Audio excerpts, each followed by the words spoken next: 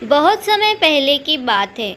रामपुर नामक गांव में सरिता अपने 3 बेटियां अमायरा, खुशी और सीमा के साथ रहती थी। सरिता अमायरा और नेहा से तो बहुत प्यार करती थी, पर वह सीमा से बहुत नफरत करती थी, क्योंकि सीमा के जन्मदिन के दिन ही सरिता के पति की मौत हुई थी। वह उसे अभागन और मनहूस समझती थी। बेचारी सीमा अपनी माँ का प्यार पाने के लिए घर के सारे काम करती, सरिता के सारे जुल्म सहती, लेकिन सरिता उसकी तरफ प्यार भरी नज़र से देखती तक नहीं।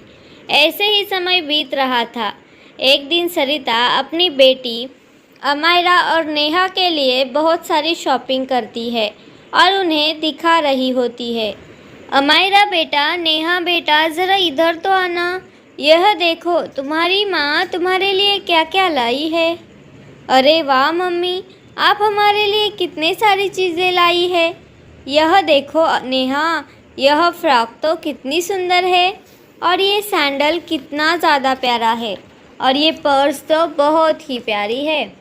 इसे तो मैं अपने स्कूल में फैंसी ड्रेस पर पहनूंगी।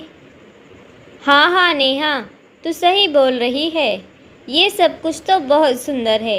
स्कूल की सारी लड़कियां देखती रह जाएंगी। इसी तरह से अमायरा और खुशी बात कर रहे थे। तभी सीमा वहाँ आती है।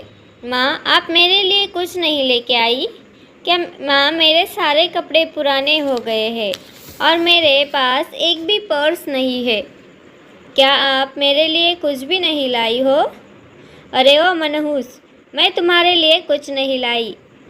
नेहा और अमायरा का जो भी पुराना हो गया है तुम मुझसे ले लेना। इससे ज़्यादा तुम मुझसे और कुछ उम्मीद मत रखना। मनहूस कही कि जा, अब घर के सारे काम कर ले, मेरी नज़र से दूर हो जा।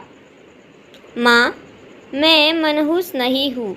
जो इस दुनिया में आया है उसे एक ना एक दिन जाना ही है। तो फिर आप मुझे पिताजी के मृत्यु का जिम्मेदार क्यों ठहराती है? आप मेरी दोनों बहनों से तो बहुत ज़्यादा प्यार करती है। उन्हें पहनने के लिए इतने अच्छे अच्छे कपड़े लाती हो, लेकिन आप मेरे लिए कुछ भी नहीं लाती। आखिर मेरा क्या कसूर है? मुझे कितना बुरा लगता है, आप अंदाज़ा भी नहीं लगा सकती माँ। ऐसा कहकर सीमा वहाँ से चली जाती है। अगले दिन नेहा और अमायरा स्कूल के लिए तैयार हो जाती है और सीमा घर का सारा काम करती है और फिर स्कूल के लिए निकलने ही वाली होती है। तभी सरिता आ जाती है। मनहूस, सुन, कहाँ जा रही है? आज से तू स्कूल नहीं जाएगी, समझी? मेरे पास इतने पैसे नहीं है कि मैं तुम्हें पढ़ा सकूं। तुझे 2 वक्त का खाना देती हूँ, इतना ही काफ़ी है तेरे लिए। वो मेरी मजबूरी है कि तू मेरी बेटी है, वरना तुझे धक्के मार कर बाहर निकाल देती। पर माँ, मुझे भी पढ़ना है, स्कूल जाना है। कोई ज़रूरत नहीं है। वैसे भी कौन सा तू पढ़ लिख कर वही अफसर बनेगी, बनना तो तुझे नौकरानी ही है। अब चुपचाप घर के सारे काम कर ले, और सुन, बाज़ार से सब्जी भी ले आना। माँ, बाहर बहुत ज़्यादा धूप है, मेरे पास तो चप्पल भी नहीं है।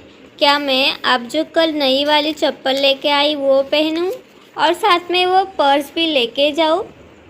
खबरदार, अगर तूने उसे छुआ तो भी। वो मेरी प्यारी बेटियों के लिए है। सीमा वो पुरानी चप्पल पहनकर बाजार के लिए निकल जाती है। बहुत उदास होकर वो एक पेड़ के नीचे आके बैठती है। हे भगवान, मैं कितनी अभागन हूँ। मेरी माँ मुझसे इतनी नफरत करती है। काश मेरी माँ अमायरा और नेहा की तरह मुझसे भी प्यार करे। यह सोचकर मैंने मेरी पूरी ज़िंदगी उनकी सारी बात मानने में निकाल दी, और वो मुझे एक सुंदर सी पर्स भी नहीं दे सकती। अब मैं ऐसी ज़िंदगी और नहीं जी सकती। अब मैं पिताजी के पास जाना चाहती हूँ। मैं अब इस तालाब में अपनी जान दे दूँगी। ऐसा कहकर सीमा तालाब के पास जाती है। वह तालाब में कूदने ही वाली होती है, तभी वहाँ पर एक बुढ़िया आती है और उसे रोक लेती है। अरे बेटा, तुम यहाँ क्या करने जा रही हो? जान देना तो पाप है। यह जीवन ईश्वर की देन है, हमें इसे अच्छे से जीना चाहिए। क्या हुआ, इतनी क्यों उदास हो कि तुम अपनी जान देने चली? दादी जी, मेरा इस दुनिया में अपना कोई नहीं है। तुम्हारे परिवार में कोई नहीं है क्या? तुम्हारी माँ, पिता, बहन, भाई कोई तो होगा। हाँ दादी, है तो, माँ है, बहनें हैं, पर सिर्फ नाम के है। कोई मुझसे प्यार नहीं करता, सब मुझसे नफरत करते हैं। फिर सीमा उस दादी को सारी बातें बता देती है। सीमा की बातें सुनकर वह दादी उसको एक जादुई पर्स देती है और उससे कहती है, ये लो बेटा, ये एक जादुई पर्स है, इसमें से तुम्हें जो भी चाहिए वो मिल जाएगा। और इतना बोलकर वो बूढ़ी दादी एक परी में बदल जाती है। यह सब देखकर सीमा चौंक जाती है। तभी वह परी बोलती है, डरो मत बेटा, परी लोग की परी हूँ और मैं अपने जादू से गरीब और मन के सच्चे लोगों की हमेशा मदद करती हूँ। तुम मुझे दिल की बहुत अच्छी और सच्ची लगी, इसलिए यह जादुई पर्स मैं आज तुम्हें दे रही हूँ। इससे तुम जो भी बोलोगी वह तुम्हें मिल जाएगा। आपका बहुत बहुत शुक्रिया परी जी। इतना कहकर वह परी लोग चली जाती है। उसके बाद सीमा उस पर्स से बोलती है, हे जादुई पर्स, मैं अब उस पुराने घर में नहीं जाना चाहती। उस घर में मेरा अपना कोई नहीं है। कृपया करके मेरे लिए एक घर बना दो, उसमें सारी ज़रूरत की चीज़ें हो। सीमा के इतने कहते ही वहाँ पर एक सुंदर पर्स का घर बन जाता है। सीमा उस घर में जाती है। उस घर में ज़रूरत के सारे सामान थे।